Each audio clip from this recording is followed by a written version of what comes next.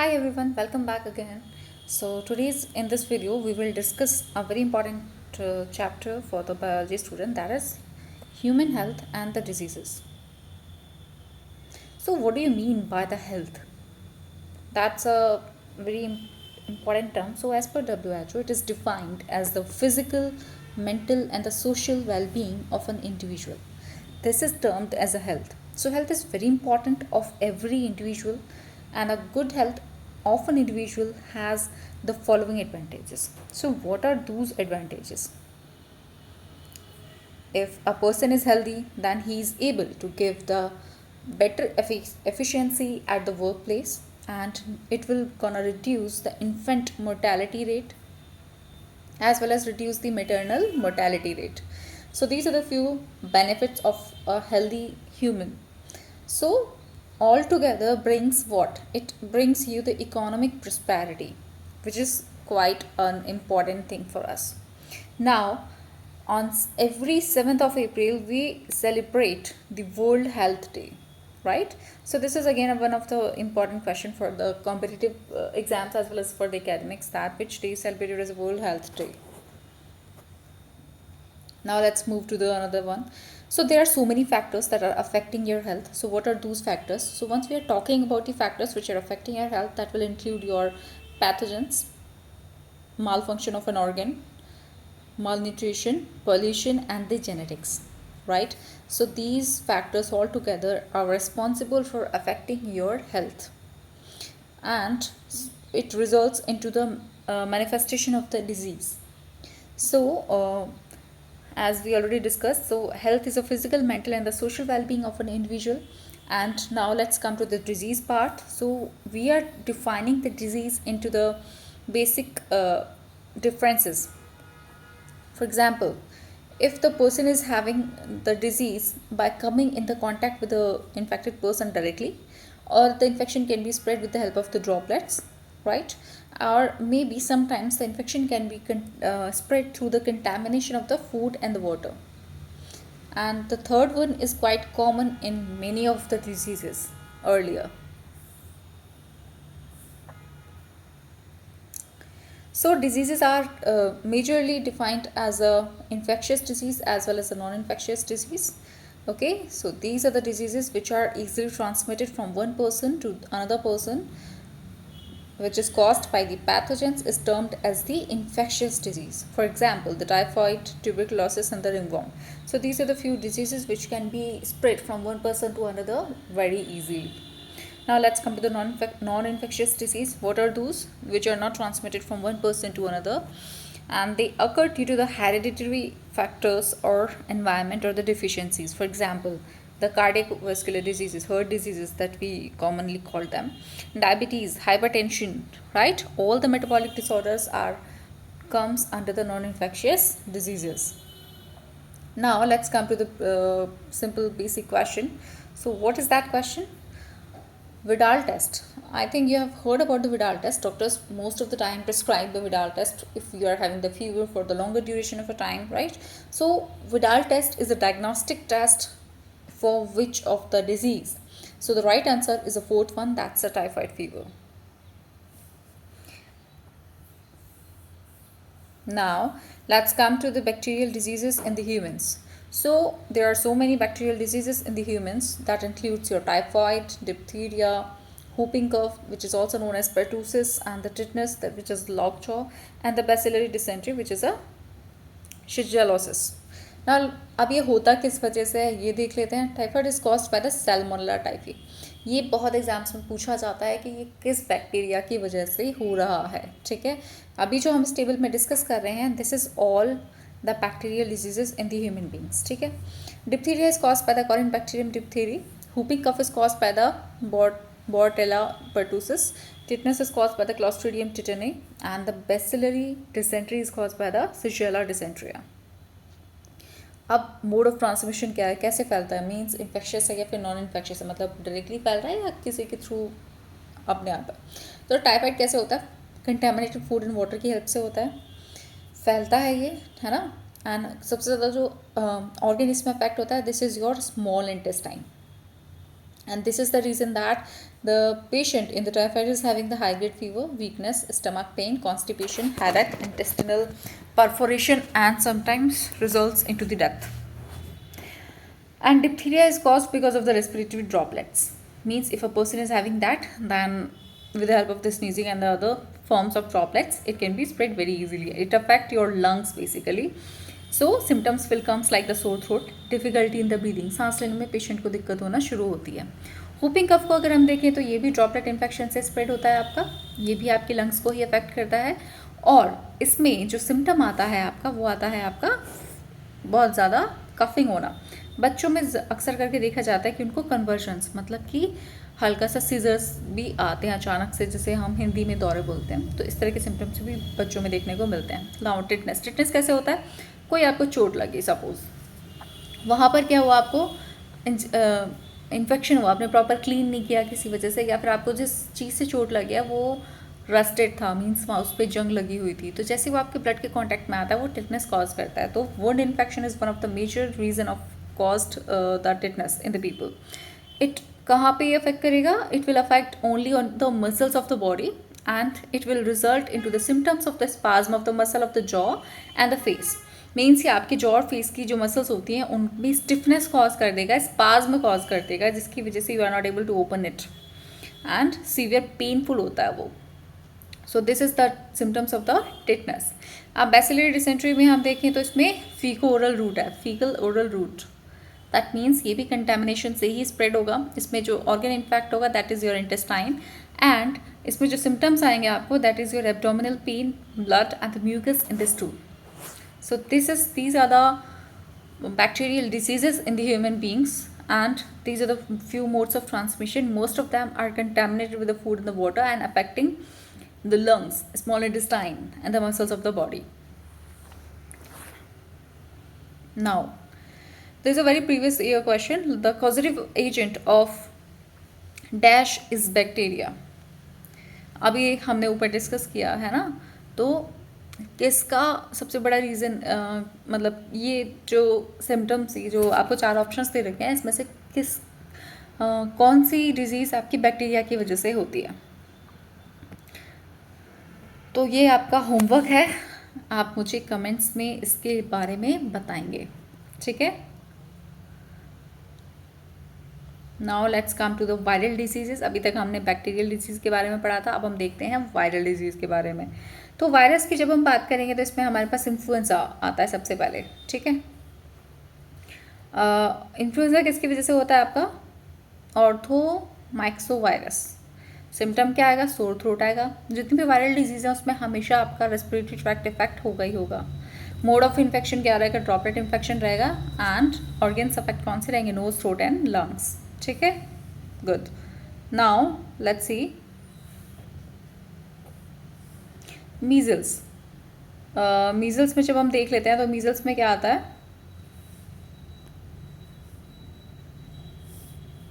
Measles किसकी वजह से होता है? That is because of the rubella virus, ठीक है.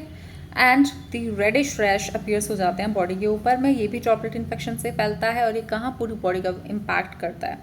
अगला है आपका SARS, that is severe acute respiratory syndrome. जैसे कि आपने सार्स कोविड वायरस भी सुना होगा, राइट.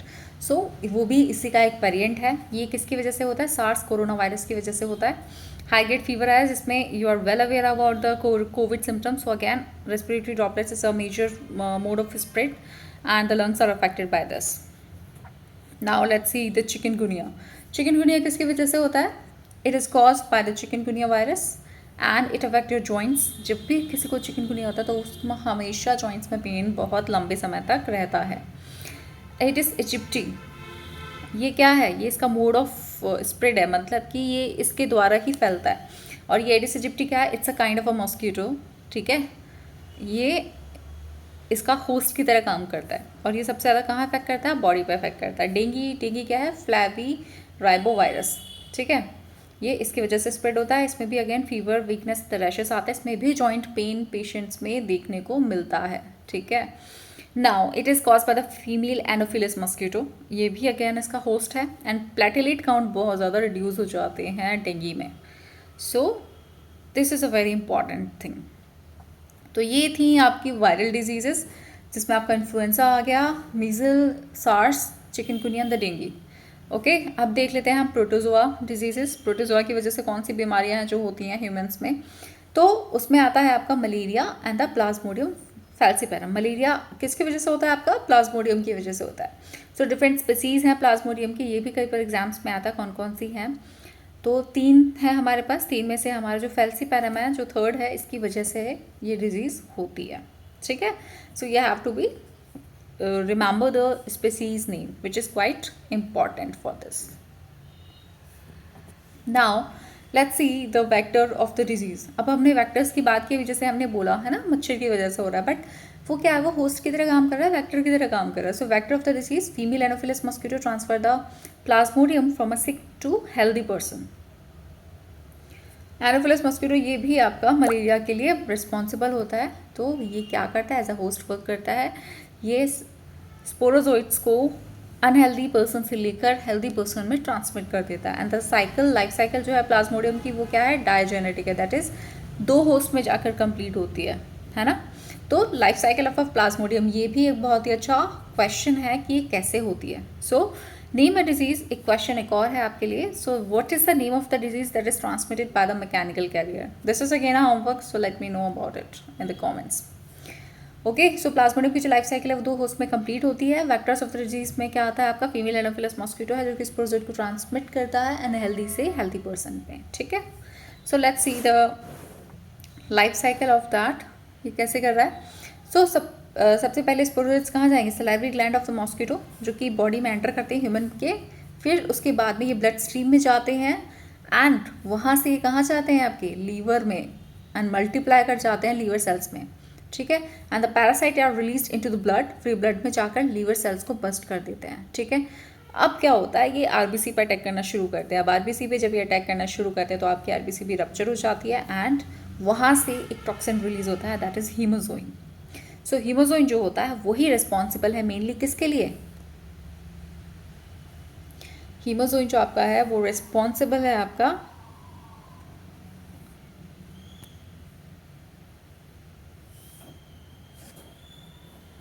फीवर के लिए। ठीक है, जो इतना हाई ग्रेड फीवर रहता है पेशेंट्स में, तो वो किसकी वजह से होता है, after the release of the hemozoin.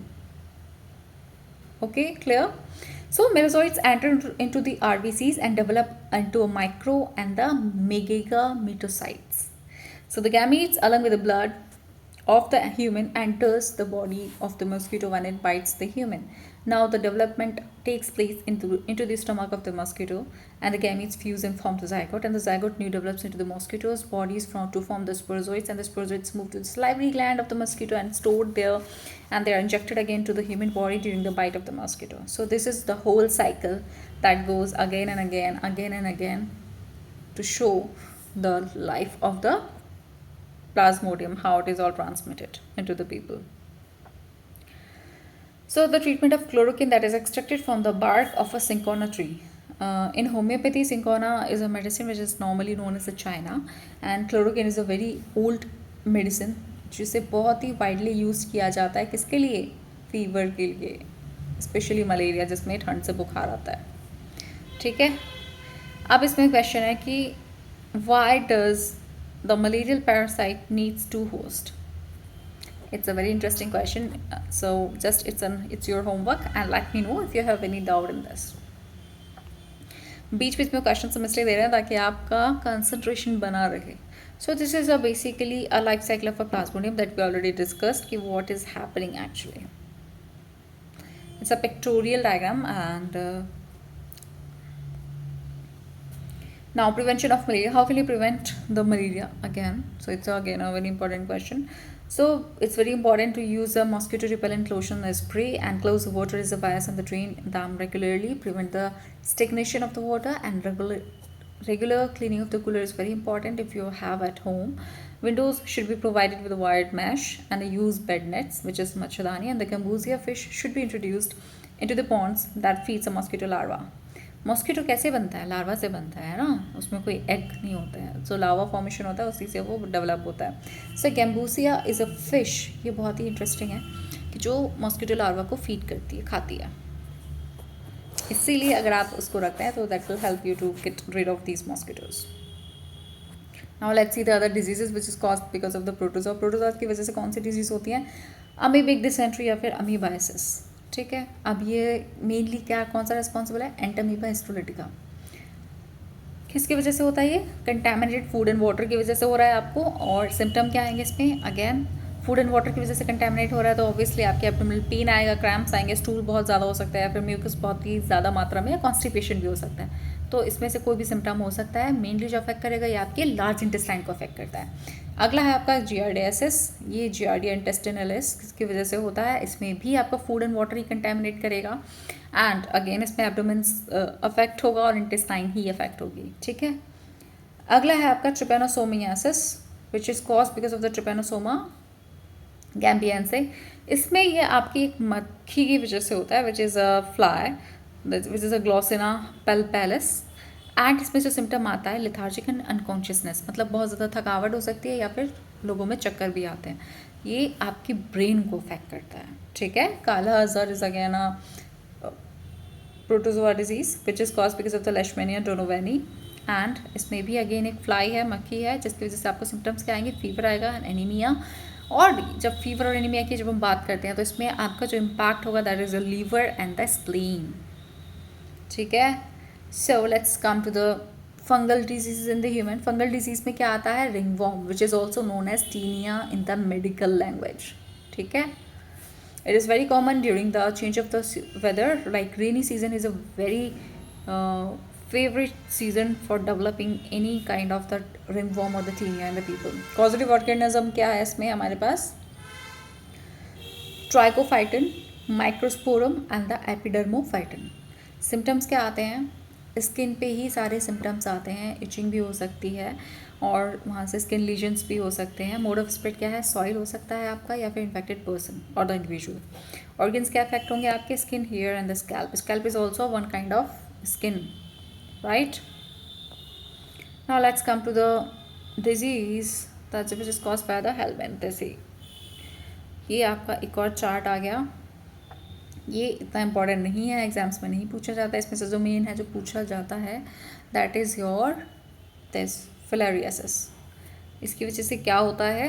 Culex mosquito की वजह से फैलता है ये। एंड जो इसका कॉजेटिव ऑर्गेनिज्म है दैट इज विचुरेरिया ब्रैंकोफ्टी और द विचुरेरिया मेलाई। इसमें आपके जेनाइटल ऑर्गन्स या फिर लोअर लिम्ब को अफेक्ट करता है। इसमें स्वेलिंग हो जाती है या फिर जैसे आप बोलते हैं हाथी पाँव, जैसे एलिफेंटियासिस भी बोला जाता है। ठीक है, so ringworm in the human is caused by what? Ringworm किसकी वजह से होता है? अभी हमने लास्ट डिस्कस किया है, रिंगवॉर्म होता है आपका फंजाई की वजह से। ठीक है, now what causes swelling of the lower limb in the filariasis? ऐसा क्यों होता है? ये आपका होमवर्क है, late me no in the comments for this. How to prevent and control the infectious disease? This is another topic which is important for your examination point of view. So obviously the personal hygiene is very important. Vaccination and immunization against the viral diseases, for example diphtheria, tetanus and the polio, and eradication of factors like breeding places. For example, you have to keep your coolers, and that we already discussed with for the plasmodium. Public hygiene again, use of antibiotics and drugs to treat the disease and prevent the close contact. You don't have to go so much closer to any of the people. So it's a very important thing. So immunity is again a next factor to keep yourself healthy from the so many diseases. So immunity, it is the ability of a body to fight against the disease causing pathogens. So our immunity is basically two type, innate and the acquired immunity. What is innate immunity? It is non-specific. It is all barrier an individual is born, मतलब कि जो आपके साथ already आई है, you are it's your inbuilt. ठीक है, so immunity that is present at the time of the birth of the individual is known as the innate immunity, जो आपके पास ऑलरेडी है। ठीक है, एंड एक्वायर्ड इम्यूनिटी वो होती है जिसके लिए आप जो आपको बाहर से चाहिए होती है। ठीक है, फॉर एग्जाम्पल इनेट इम्यूनिटी में आपके पास क्या क्या होता है? इसमें आपके पास आता है साइटोकाइन बैरियर्स, जो कि आपके अंदर इन्फ्लेमेशन को रोकते हैं। सेलुलर बैरियर्स आपकी इंटरनल होम्योस्टेसिस को मेंटेन करके रखते हैं, है ना। So these are the few things which are responsible for the innate immunity to maintain it. Now skin, इसमें क्या क्या होता है? फिजिकल बैरियर्स में आपके पास आता है स्किन। स्किन आपका बहुत बड़ा बैरियर है, आपको बीमारी से बचा के रखता है। ठीक है, अगर आपको कोई कट लग जाता है तो तुरंत वहाँ पे क्या होता है? सेप्सिस के चांसेस होते हैं because of the infection, because of the bacterial overgrowth over there. लेकिन स्किन आपको प्रिवेंट करके रखता है। फिजियोलॉजिकल में एसिड्स इन द स्टमक वो आपके डाइजेशन को हेल्प करते हैं। Cellular barriers are also there, cytokine barriers में अगेन आई डिस्कस्ड कि इसमें इंटरफेरॉन्स होते हैं जो कि आपके अंदर इन्फ्लामेशन को रोकते हैं. सो एक्वायर्ड इम्यूनिटी क्या होती है, जो आपको बर्थ के बाद चाहिए होती है ना. अब बर्थ के बाद में हमें जो इम्यूनिटी मिलती है वो कैसे मिलती है, वो सेल्स के थ्रू मिलती है. Okay, so acquired immunity is something which we needed after our birth, that is termed as acquired immunity. अब वो हम कैसे पूरी करते हैं, that is completed with the help of the vaccinations. जब भी हमारा बर्थ होता है तो हम क्या करते हैं, बहुत सारी वैक्सीनेशंस बच्चों को दी जाती है. क्यों दी जाती है, ताकि उसमें एक्वायर्ड इम्यूनिटी डेवलप हो जाए. ठीक है, so this is the main thing for the acquired immunity, कि जितने भी पैथोजन स्पेसिफिक एंटीबॉडीज़ हैं हमारी बॉडी में बन जाएँ. इसीलिए अक्सर करके जब वैक्सीनेशन दी जाती है तो क्या है, कुछ समय के लिए बच्चों में फीवर देखने को मिलता है. क्यों, क्योंकि उस समय पे बॉडी में एंटीबॉडीज़ डेवलप होना स्टार्ट होती हैं. अब इम्यून सिस्टम की बात की है तो क्या है इम्यून सिस्टम में देखने वाला, सेल्स.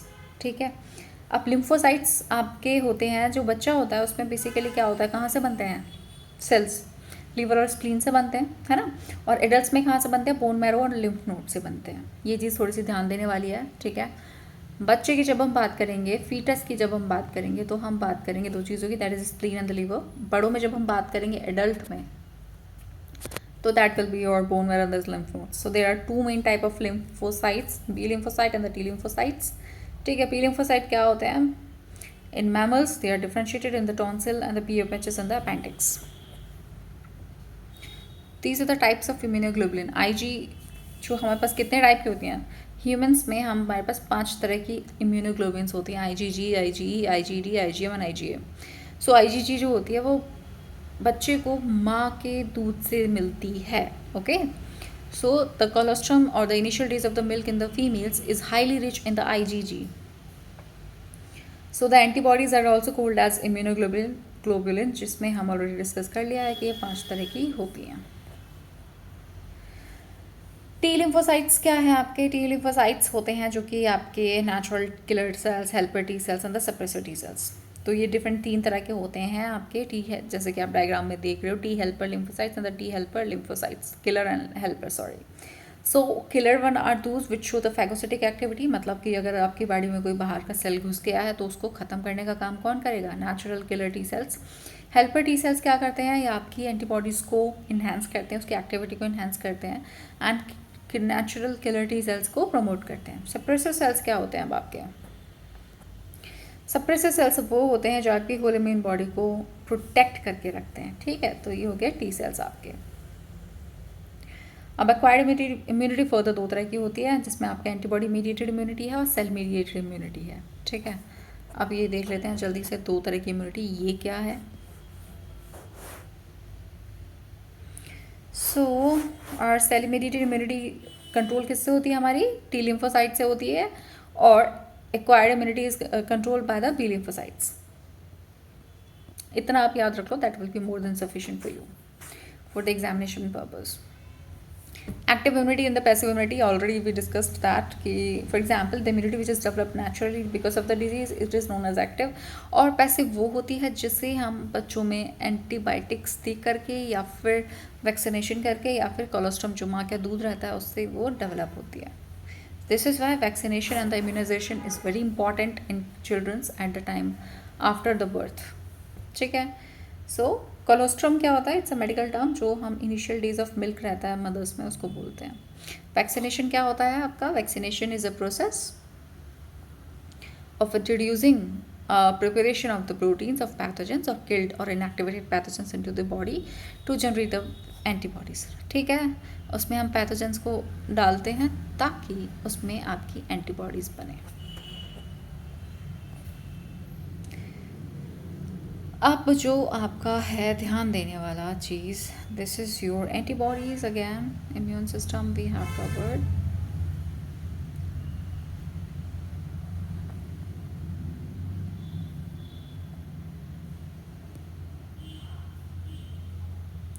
व्हाट इज़ एड्स, चलो अब हम एड्स पे आते हैं. एड्स क्या है आपका, that is acquired immunodeficiency syndrome. ठीक है, but we will cover this topic in the next video and this is all for the today's video, and we will cover the part 2 of this video in the next day. So don't forget to like and share this video to the needed people. And if any have doubt regarding this video or any of the topic, then let me know in the comments. Till that, thanks for the watching and see you in the next video.